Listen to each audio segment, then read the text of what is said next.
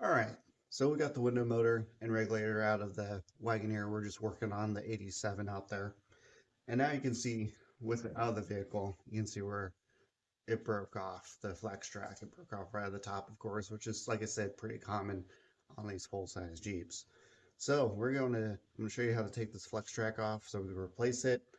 Um, and before we do that, though, the rail that rides on, we're going to clean that up of any corrosion and debris before we put the flex track on. We want to make sure that's a nice smooth surface so this rides pretty freely up and down. All right, so that is what we're going to do now. So let me change camera direction so you can see what I'm doing here.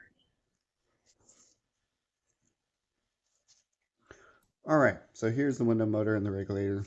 What we're going to do is we're going to put power to the window motor. As you see right here, you see the teeth of the window motor gear meshing with the flex track. So we're going to just put power to this and zip that old piece right off. You can either go this way or this way, it doesn't matter. And actually, to be honest, I haven't really tried because most of the time I take these out to clean everything up anyways, but you might possibly be able to do this in the vehicle if you wanted to, but I don't. I never really tried because, like I said, most of the time I personally take the whole door apart because all that stuff usually needs to be lubed and cleaned up anyways, all that door hardware. Um, so with that being said, let's put power to this and get this thing off. I'm just gonna jump it off a battery I have here. There you go. Just got to get it to clear the motor far enough where I can slide it off myself here. Oop, sorry for that. My hat knocked the camera. But there it is right there. You can see it's broken off right there. So we're going to take this and throw that away. And now I'll get some brake cleaner and we'll clean this whole system up where it rides on it. As you can see, well, you probably can't see from there. I don't know. Um, there's a lot of like debris, rust. So I'll clean that up. And I'm probably even gonna, there's two bolts right here. I believe that separates the track, this piece, from the window motor. So we'll take those two off so I can get right here where I can't get anything in between the gear and the rail. So bear with me, I'll be right back. All right.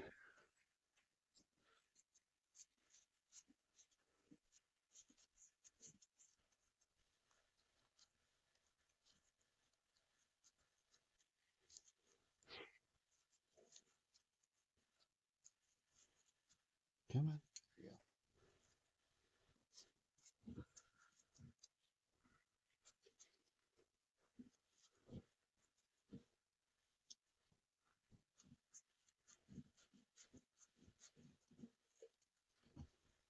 Excuse my work messy table here.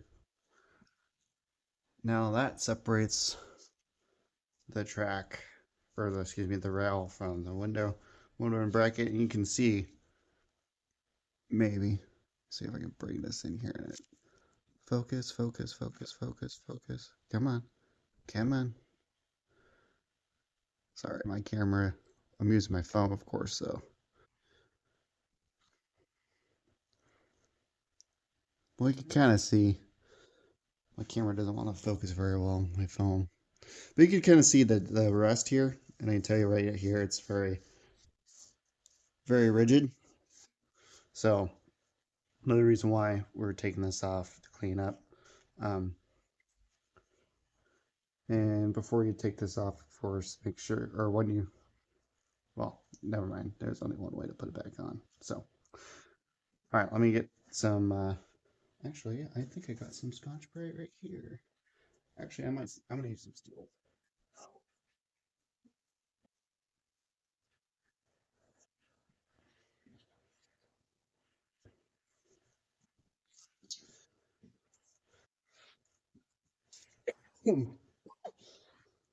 Ooh, excuse me.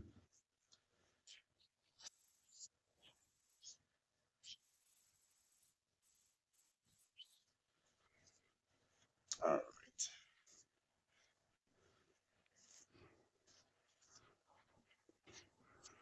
Oop, I keep hitting the camera. So it's gonna take some time, but see, I just want to get that all the old lithium grease and try to get all this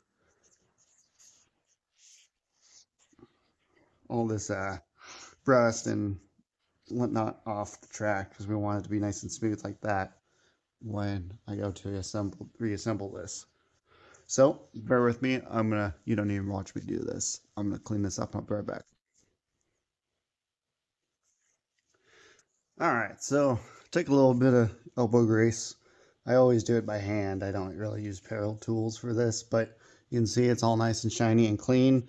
Had a couple little dark spots. That's just results of long-term corrosion, but it's actually all silky smooth. Trust me, I made sure of it.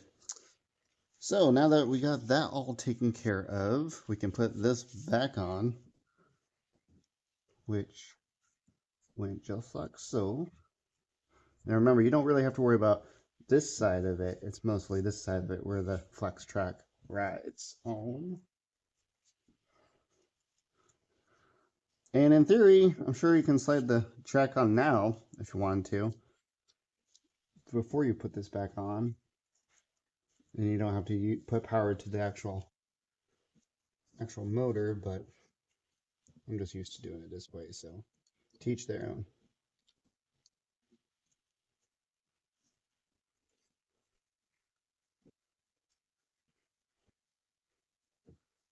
Are we going in? Okay.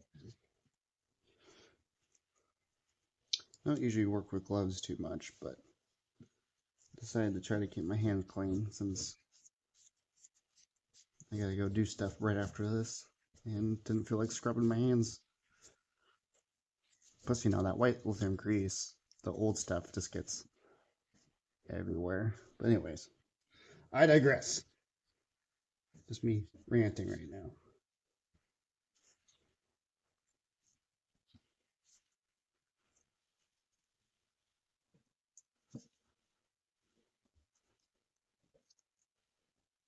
All right, so now we got that together. I'm gonna spray some white lithium grease, fresh stuff back on the track, just enough, just a little bit, you know.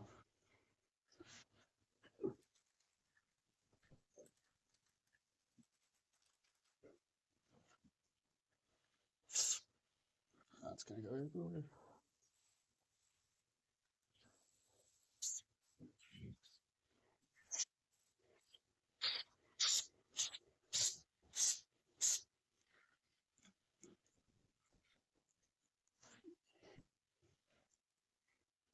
All right, and then we'll take the track and get it started here.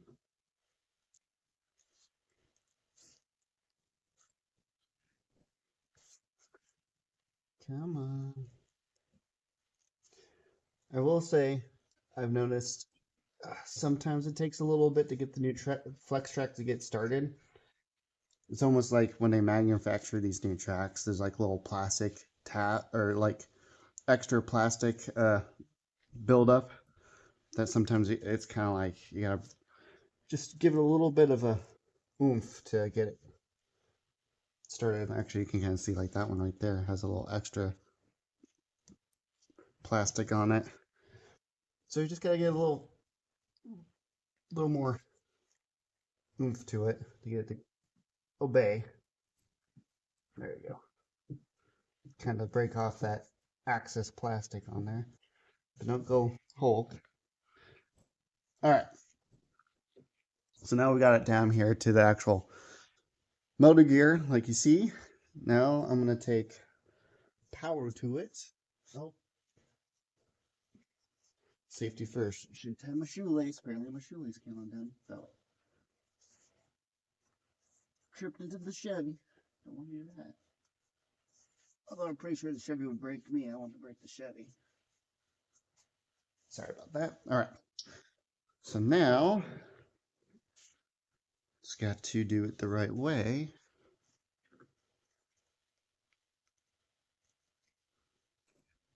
And there you go.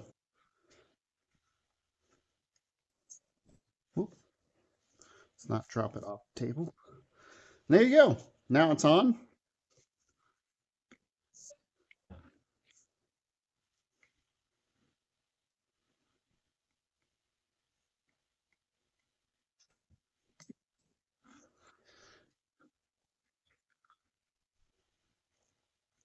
Just kind of showing you how it works. There you go. So now you got the new flex track on. Now, before I actually install this, I'll lube the rest of this pretty good. Just coat it pretty good with some lithium grease just to make sure it's all lubed up. And there you have it. So now it's ready to be put back in, but we got more stuff to do inside that door before I put this regulator back in. Next step will be taking apart the door linkage, the lock linkage, to kind of do the same thing. Like I said, all those pivot points, we're going to take it all apart because over time those build up with corrosion, like you just saw on the track there, which causes it to kind of bind and not work smoothly. So we're going to take all that apart, put it on the table here, clean it all up, lube it all up, and like I said, that'll be the lock assembly with that whole little linkage that kind of comes from the latch, goes over to another rod that goes to the solenoid and back up to the door lock knob on top of the door. So we'll take that apart, clean it in the next video, along with the door handle assembly. There's another rod set up, and we'll take that apart and lube that too. And then we'll put it all back together. So probably another couple videos of that whole process coming soon. So stay tuned. If you like what you see, like and subscribe. Comment, feel free to comment in the comments below, whether it's good or bad. I'll take it. And yeah, so that's that for this one. Till next time, have a good one.